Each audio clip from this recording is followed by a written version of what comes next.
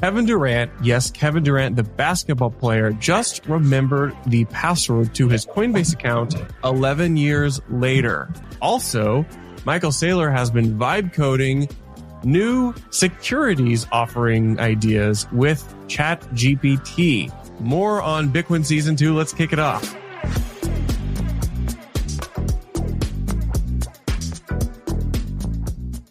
So, Colin, the stories today that we're covering, they almost all sound like fake. They sound like ChatGPT hallucinations.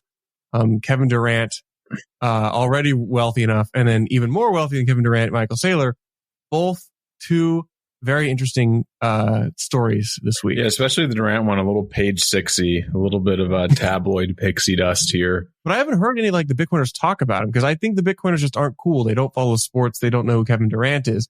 Now, I also didn't, except you know who Kevin Durant was? You knew Kevin Durant. Well, I didn't. The only reason I know who he is because he played for the Oklahoma City Thunder back in the day. Otherwise, I don't really know any other basketball players. So, I mean, that's fair. You don't follow basketball, but yeah, a lot of Bitcoiners probably missing this. I will say, I'm glad that he found this, but like hearing about like a professional basketball player or just any professional sports player, especially in the US who make millions of dollars a year, finding a bunch of old Bitcoin that they bought in what was it? 2016. 2016. Yeah. Great for him, but it's like, man, couldn't this have been like, like a 7-Eleven cashier or something like that? Or is like finds like old Bitcoin wallet from 2012. I mean, I bet you the 7-Eleven cashier does do that. Yeah, they've got that old local Bitcoins account that they bought something maybe illicit many years ago and they've still got it or whatever. Right. But, what's funny is like this story of Kevin Durant made it on NBC News. So if we're going to talk about like the weird different information worlds we live in, like I didn't see this on Twitter. This was on NBC. Right. And so like, here's the highlights. So it's the headline perfect for like NBC boomer target audience, honestly. Yeah. Okay. Headline: NBA star Kevin Durant can't unlock his Coinbase Bitcoin account.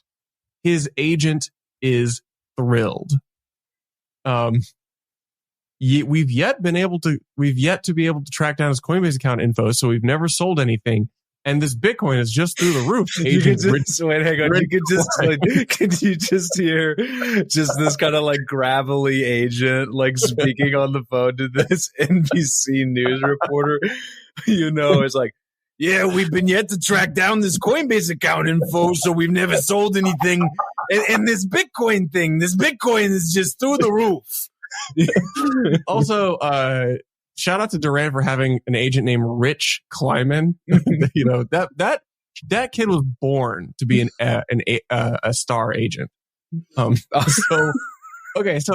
back in 2016, Bitcoin was like $300 to $1,000, I believe, was the range. Yep, and that's when Kevin Durant made his Coinbase account. And it's not like he like lost the private key. He just literally, I guess, forgot the password to his Coinbase account. And because he's so busy doing ball, he just didn't reset the password or something, or maybe go through additional KYC. Yeah. This man has a lot more to worry about than imaginary numbers sitting on an account called Coinbase. Yeah. But what's crazy about this to me is, so he's a professional basketball player, right? Like, let's look up, hey, Jamie. I'm Jamie, by the way. I already did this. Ask what his salary was. Yeah, what was his salary in 2016? $130 million. Was that just for the year, or was that like the contract that he was under at the time? Because we need to make sure. Well, let's pull this up, ChatGPT. Because it was probably like $130 million over, but I could be wrong. Okay, Kevin Durant salary 2016 versus 2025. ChatGPT says his salary was $20 million. That's when he was with the OKC Thunder, and today he's got a salary of $53 million. Oh my gosh, this is crazy. But his net worth was 130 versus 300 today. Okay, so he was making 20 million. Net worth was 130 back then. Yeah. Okay. Even Bitcoin if he just like, he could have just.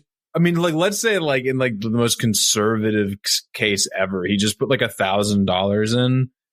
Like that could be a few Bitcoin, but like he could have totally just threw in $10,000 or $100,000 and just forgotten about it. And that could conceivably be worth like hundreds, of millions of dollars today. That's the thing. Bitcoin has outperformed his net worth by a factor of 100. Yeah. So Durant began snapping up Bitcoin around 2016 when he attended a dinner where his teammates kept discussing the cryptocurrency. First of all, 2016 basketball players talking about Bitcoin, pretty cool. He says, I just heard the word Bitcoin 25 times this evening. The next day, we started investing in Bitcoin, his agent Kleiman said. I love these groups of professional athletes that seem to gravitate towards Bitcoin. Yeah. Obviously, you had Russell Okung, formerly, I believe he was the blindside tackle for the Panthers, but maybe he was a tackle on the right side, but I think he was a left tackle. Anyway, he got a lot of guys in the NFL interested in it. Obviously, and there's other guys like Saquon Barkley.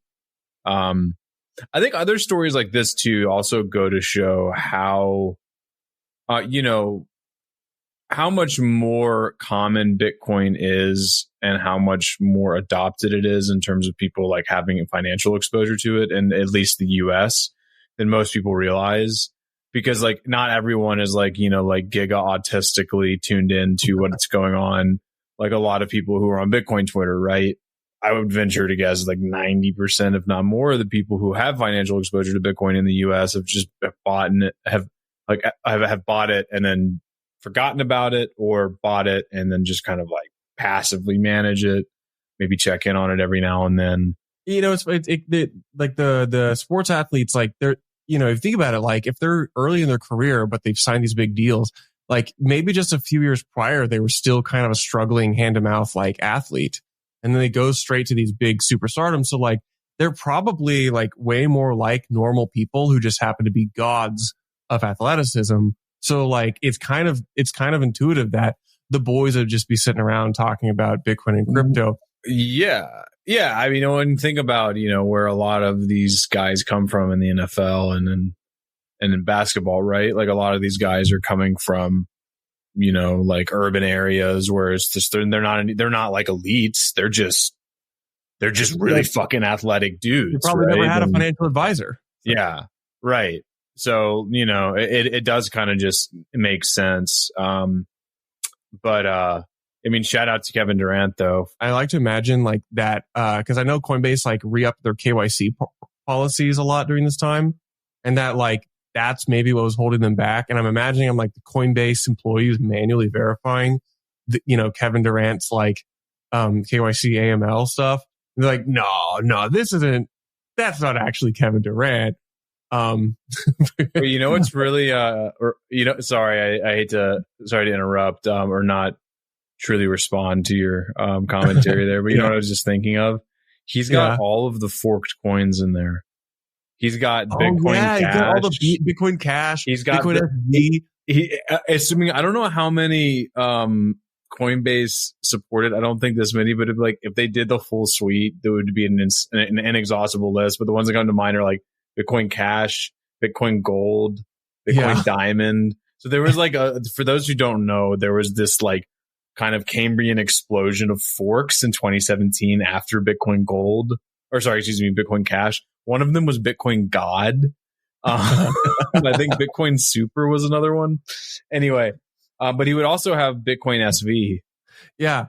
Well, it's a fun story and it's interesting. And, it's good to have Kevin Durant as a notable Bitcoin holder. Add him to the stack of athletes who are on the record owning Bitcoin and thinking it's cool, giving them their thumbs up. Because we need good role models buying Bitcoin. No more of this. We need good role models to captivate the normies. Yeah. Hey, Will here with Blockspace Media. Did you know that we have individual feeds for all our shows? If you're watching the Mining Pod, Bitcoin Season 2, or the Court Show, be sure to check out the individual feeds. You can find them on your podcast player of choice, whether that be Spotify, Apple, YouTube, etc. Just type in Blockspace Media and you'll find all our shows pop up, or just type in the individual show name like the Mining Pod or Bitcoin Season 2. Be sure to hit that subscribe and give us a 5-star rating so we can continue to bring you the best content in Bitcoin. Next one is we had the Bitcoin for corporations unconference this past week in New York City. I interviewed the co-organizers of that, Tim Kotzman and Ed Julien, on this podcast a couple weeks ago, and it was, it's all the suits getting together for a pretty good-looking conference. It appears, all obviously starring Michael Saylor. And everybody's wearing orange ties. So I actually have an orange tie picture. Can I just say one thing really quickly? Yeah. Much love to Tim and Ed. Shout out to what they pulled off. Oh, there we go. Yeah, we got a cool picture of them with Michael you got Saylor. like the orange ties. Dude, Michael Saylor always looks so uncomfortable every single picture he takes. Like, he always looks so uncomfortable. Like, either like he's like holding in a fart, or like he just, like he just lost like, hundreds of thousands of dollars betting on. He looks like he's shambling away from the MGM Grand at like 8 a.m. on Monday. Yeah, exactly. Well, I was gonna say to organizers of this conference, like, why call it an unconference? I just to start that like idea, like that concept, this kind of ironic, this irony posting is like, oh, we're at the conference that's not a conference. It's one thing, but also it's like the most conference ever because, like you said, it's all suits. It's like it's definitionally like the most formal conference. Hey, they own it. Those boys, they own it. They own the suit coiner aspect. I had them on this pod, a very fascinating interview. You gotta love them. What would be really funny is to see a percentage map of like how many people have signed an on-chain transaction at something like this conference versus like Bitcoin 2025.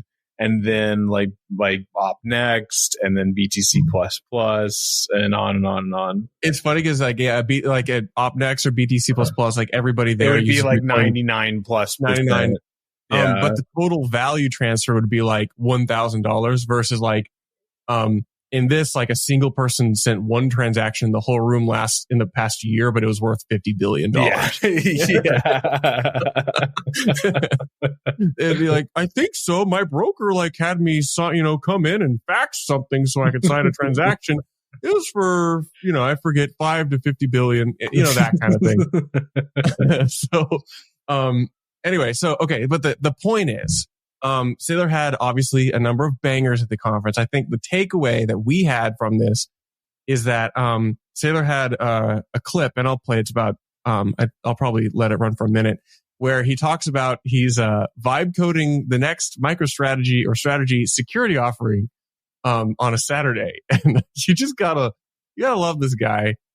He embraces AI, and it won't be long before AI. He sees AI and Bitcoin as kind of two ends of the same phenomenon. Yeah.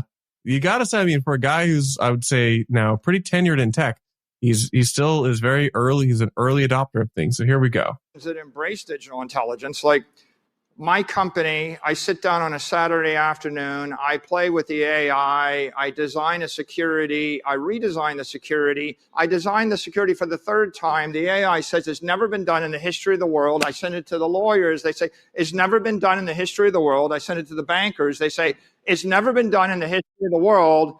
And then they come up with one little quibbling concern like, there might be a fast pay issue and it's unsolvable. And then after 2-3 weeks of tradition, I go back to my AI and I say, is there a solution to the fast pay issue? And it says, yeah, make the liquidation preference floating. Okay, where's the floating liquidation preference come from in our prefs? It's because there's a fast pay issue in the prefs and you can't sell them above par without that floating liquidation preference. I could hire 10,000 lawyers and wait 10,000 years. I wouldn't get the answer. I got the answer in a few minutes from the AI because the AI has no prejudice. It has no inertia.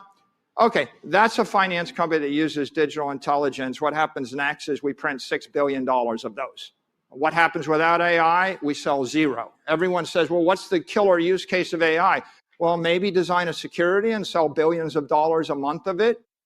So what is incredible about this to me is Michael Saylor is basically saying it's like we used AI to find $6 billion as though they just have this like AI pulling money out of a hat like a magician with a rabbit, you know? And I get what he's saying fundamentally, but I have no way of verifying the financial instrument he's using.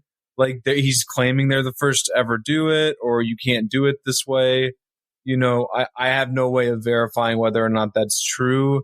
I also have a hard time saying if I had hired 10,000 lawyers for 10,000 hours, they couldn't find this answer. It's like, I get it's hyperbole, but I have no way of verifying whether or not you couldn't actually get this answer from a human. Yeah, well, what if you put 10,000 monkeys on 10,000 keyboards? And eventually one of them will create Bitcoin, and then another will create MicroStrategy. That is MicroStrategy. It's a bunch of monkeys. All right, we love you guys. But Michael Saylor, come on the pod. But like, I love the idea. You do hit the nail on the head, which is like, I was just, ChatGPT is great for ideas. It came up with a $6 billion idea.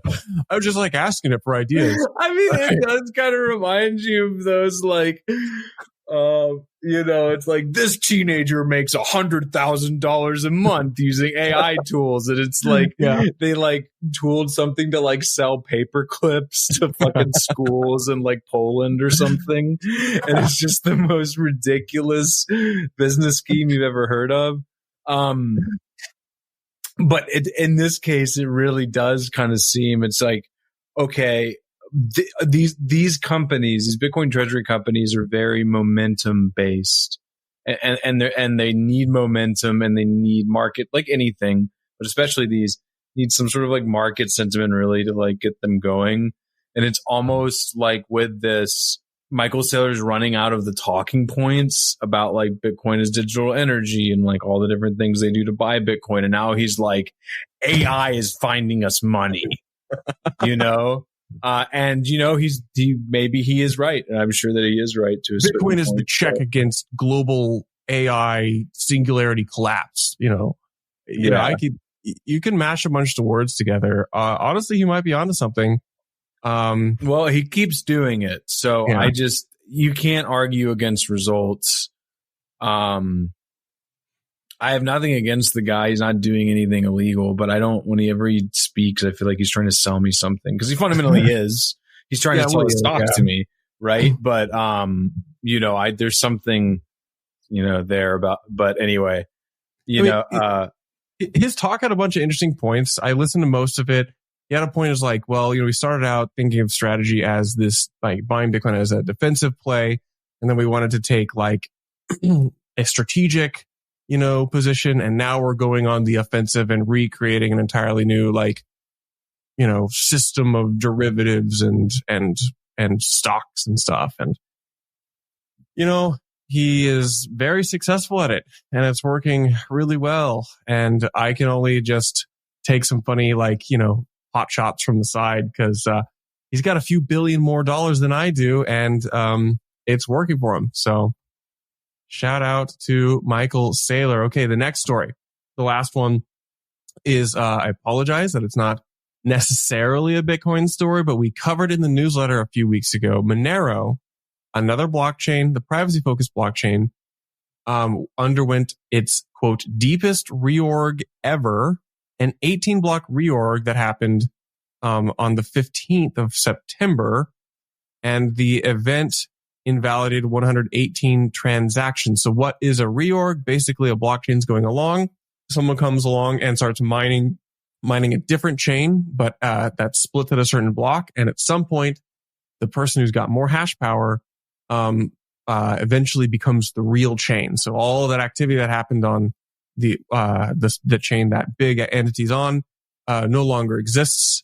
And so you can basically rewrite history through a reorg strategy. And this happened to Monero. Why did it happen to Monero, Colin?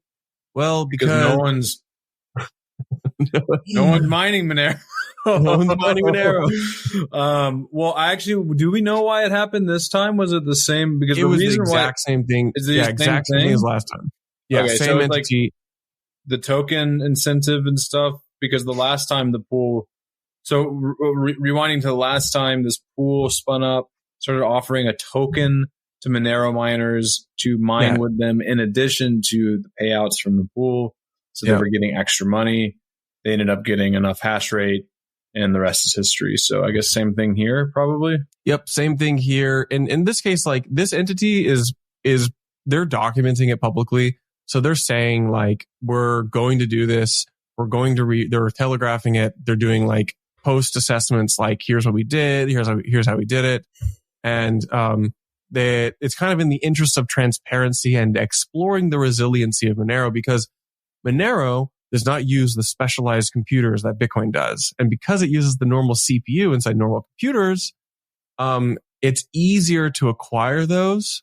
And it's just like more difficult for like the industrial scale attacker to leverage resources to acquire more hash rate. I mean, that's kind of the simple version of it. Shout out to the Monero people. I will actually, if you made it this part of the podcast, I will dangle and tease that I have an interview coming up in October with very, very famous Monero developer, former Monero developer, Fluffy Pony, Riccardo Spagnelli. That's going to be a fun one. Yeah, we're going to talk about Bitcoin. We're going to talk about censorship resistance. Got to ask him about the 51% attack. I've met Riccardo a few times. He's a really nice guy. I think you'll enjoy talking to him. He's really respected in like the Bitcoin and the Monero community, and kind of just like cypherpunkism overall. You got to love like those guys who are like kind of ideologically driven, and they kind of figure out, there's like some of these, and Bitcoiners have always had a soft spot for Monero. And, me too. I kind of hate to see that it's being reorged, but then there's another part of me that also says like kind of respect in a way to the people attacking it and the researchers. I don't think they should be. I don't want to be like, you should go attack like tiny proof of work blockchains. Like everyone go financially engineer 51% attacks and reorgs. I'm not saying that, but they're picking a chain that I was looking at the tweet or the tweet from Bitcoin News or whatever, and it was like, it said 118 transactions and 18 blocks. It's like 6.5 transactions per block. Yeah, and the blocks are like anywhere from like 3 to 5 minutes long. Like that's pitiful. Yeah, it's really not. There's not too much at stake here. It's a lot of dark web activity. But even with that, it's like that's not very much at all. So makes me wonder if it's even fallen out of favor there, or if there's not much activity going on there. Well, but as we all know, Colin, the only thing that matters is the price. Monero is up on the week. It is up 5% because we are so back. We are so back. The market does not care about your dumb little engineering things. The market doesn't care about. I mean, that would have been a pretty easy trade, honestly. Blockchains failing is bullish. Case in point, Solana all throughout 2021. Yep. Case in point, Ethereum all throughout its history. Yeah. Case in point, Bitcoin, the inflation bug, only been up since then. Anyway, okay. Anyway, that's it. That's it for the news. If you like this news, hit us up in the comments. Give us your unsolicited opinions. And if you do like this type of news, subscribe, send this to a friend. See you all next week.